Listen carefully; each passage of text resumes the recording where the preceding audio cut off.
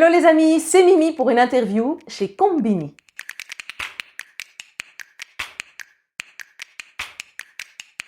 YouTube, j'ai commencé cette belle aventure, cela fait déjà 4 ans. Mimi n'est pas mon vrai prénom, c'est un surnom. Mon vrai prénom, c'est Myriam.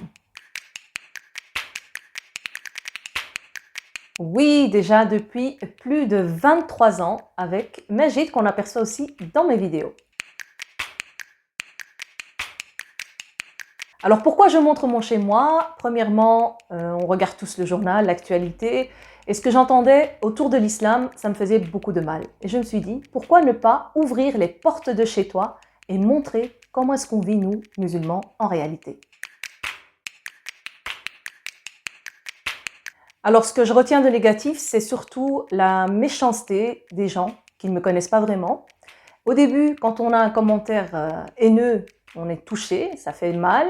Puis au fur et à mesure, on commence à s'habituer. Puis aujourd'hui, voilà, ça passe par là, ça sort par là. Alors YouTube m'a apporté énormément de choses positives. Il y en a tellement que je ne sais même pas par où commencer. Mais premièrement, l'essentiel m'a apporté une place dans la société que la société d'aujourd'hui me refusait. Donc voilà, un épanouissement total. Alors cette idée ne vient pas de moi, c'est ma tante qui une fois, on était au téléphone toutes les deux, j'étais en train de faire une petite recette et elle m'a dit « Ah bah tiens, filme-toi et envoie-moi la vidéo ». Et dès qu'elle m'a dit ça a fait « Tada !» J'ai donc lancé ma chaîne YouTube et aujourd'hui, après 4 ans, je suis encore là.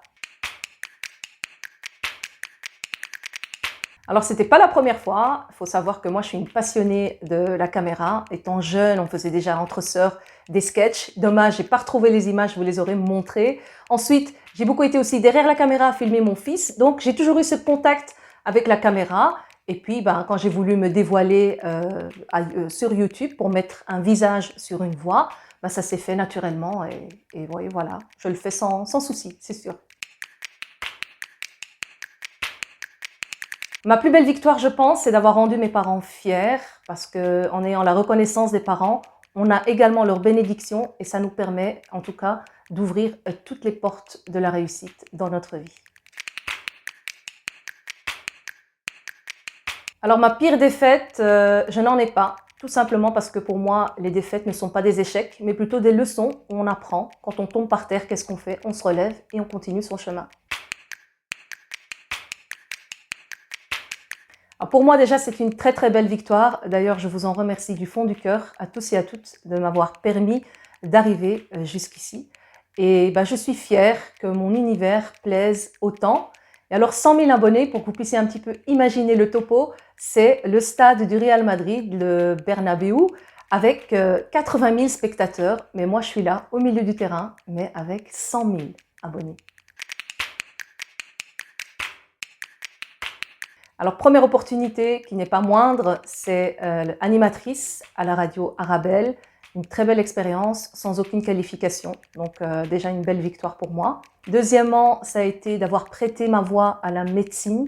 Donc, la médecine par hypnose, aussi quelque chose d'exceptionnel. Ensuite, j'ai également été prof de cuisine chez FEMA, auprès de cultures complètement différentes et l'échange et le partage étaient juste magnifiques, ce qu'on vit aussi à travers YouTube. Il y a eu aussi la rencontre d'Ismaël Mounir et de son épouse, une magnifique rencontre. D'ailleurs, on a tissé des liens et on est devenu une famille. Il y a également la participation à Dini, qui est aussi pour moi une belle récompense, un honneur de faire partie de cette plateforme. Et j'espère qu'il y aura encore plein d'autres opportunités. Et qui sait, peut-être un jour actrice dans une série ou dans un téléfilm, pourquoi pas, ça me tente très bien. Mon futur projet, Inch'Allah, ce serait de pouvoir concrétiser la réalisation de mon livre de recettes ainsi que la vente de mes tabliers. Alors ça, c'est aussi une très belle victoire pour moi, comme le trophée qu'on voit juste à côté de moi. J'ai été donc sélectionnée parmi les 100 femmes bruxelloises les plus inspirantes qui ont donc contribué au partage durant la crise Covid-19. Donc merci à Fatima Zibou et à toute l'équipe qui m'ont donc sélectionnée parmi les 100 femmes.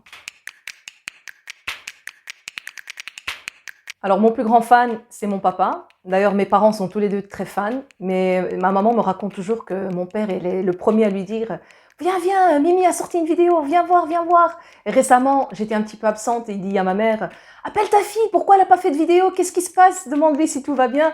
Donc voilà, il est vraiment fan, fan, fan et je l'en remercie. Il est fier et je suis fière de les rendre fiers. Et récemment, lorsque j'étais aussi au Maroc, il me regarde H24.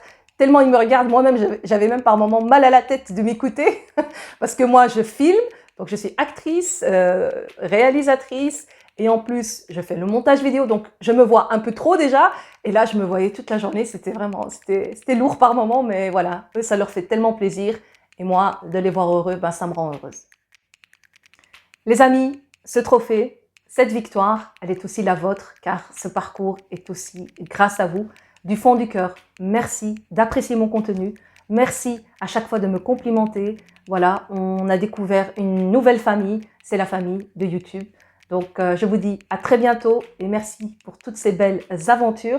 J'espère en tout cas que je pourrai vraiment participer à la vraie émission Combini et pas Combini. Sur ce, que la paix soit sur vous et prenez soin de vous. À très bientôt. Ciao, ciao!